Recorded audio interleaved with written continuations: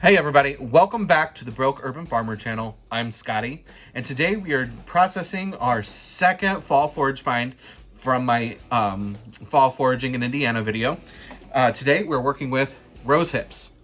So with this, since I only have a little bit, I had 1 pint jar full from the harvest.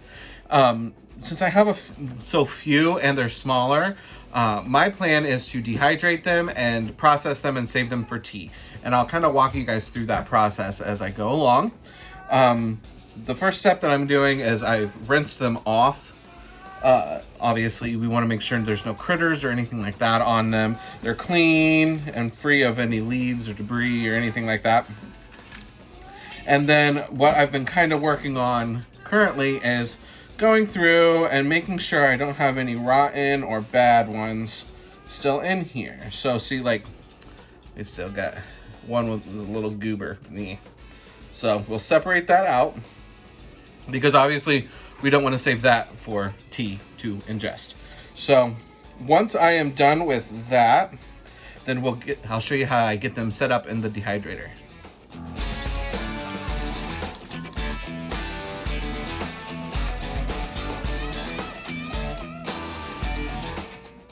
Okay, so now that we've got the bad ones weeded out, and I rewashed them again just to make sure, and I've left them like that on their stem, we're gonna get them into the dehydrator. First of all, the reason I left them on the stem currently is because I only have these types of trays on my...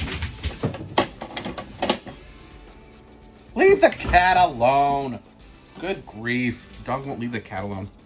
But I only have these kinds of grates on my dehydrator. And these are rather small. So I don't want them to just fall through. So I've left the stems on, and then as they dry, or when they're dry, I will separate them out in that final processing point. So I'm just gonna get my tray lined up here with these berries, and we will go from there.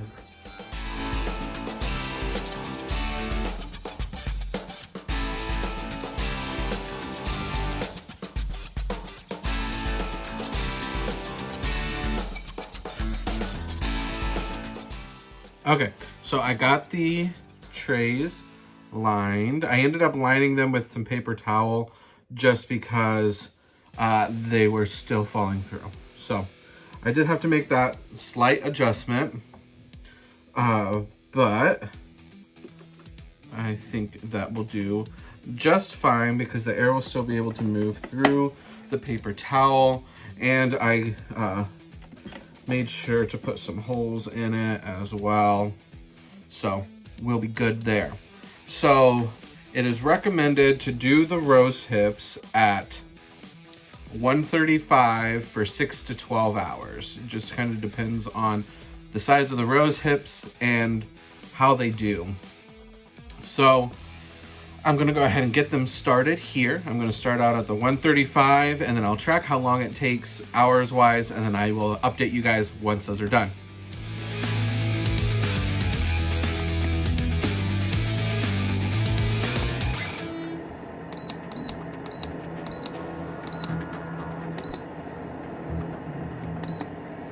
Hey everyone, so I'm back in the kitchen. It's been a couple days since I started the rose hips.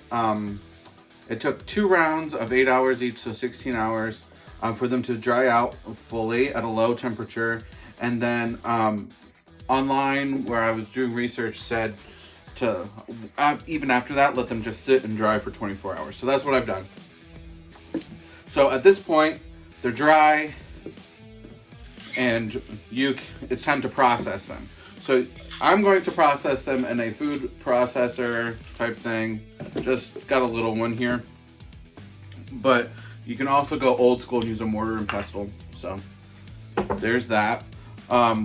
With using a food processor, you only want to, you want to be careful. You don't want to over process them.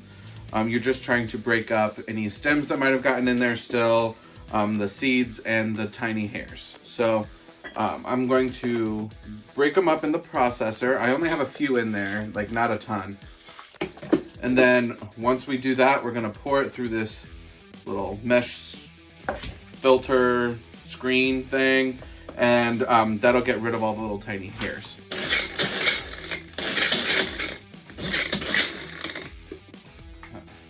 So that mostly has it broken up.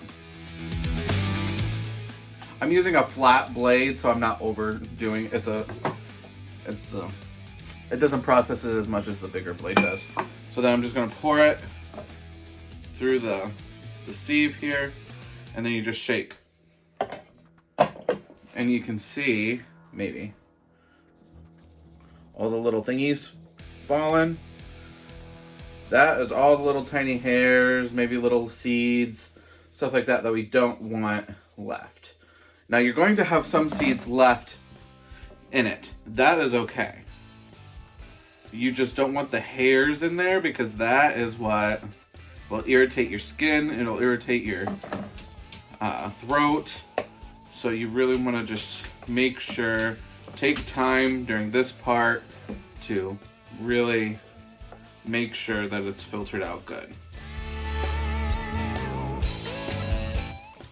I'm even taken the pesto here and just swirled it around. I'm not applying any pressure, but I'm just using the weight of the pestle, and that's helped mix it around, and some extra things fall out as well. Okay.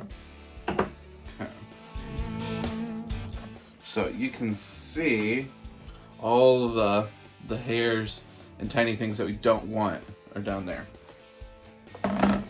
Okay, so then from there, I'm going to put it into this little measuring cup, only because it has like a little funnel tip on it.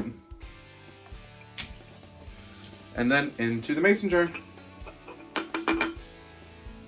And then you just store the mason jar with a seal tight lid and in the pantry or in a cool dark place, so that it doesn't go bad. So then you just use from here to add to a tea to make a rosehip tea. You can use it for digestion health. You can use it for, there's a whole bunch of different uses for it. I suggest doing your own research, but it's also been known in certain studies. I'm not going to list any of the sources. I'm not an expert or anything like that, but I was reading an article about how rosehip tea in certain cancers will stop it from reproducing. It doesn't kill the cancer, but for whatever reason it interrupts the reproductive process. So, and obviously that's not all cancers. I'm not a doctor or anything like that, but there's been just a lot of benefits to rosehip tea. So with that, that is Forage Find, I think number 2 now that I have gotten out. We did the hickory bark syrup and then now rosehip tea. Let me know below in the comments if you harvest rose hips, if you make your own tea out of it, and what you think of it. Until next time, guys, I'll talk to you later. Bye.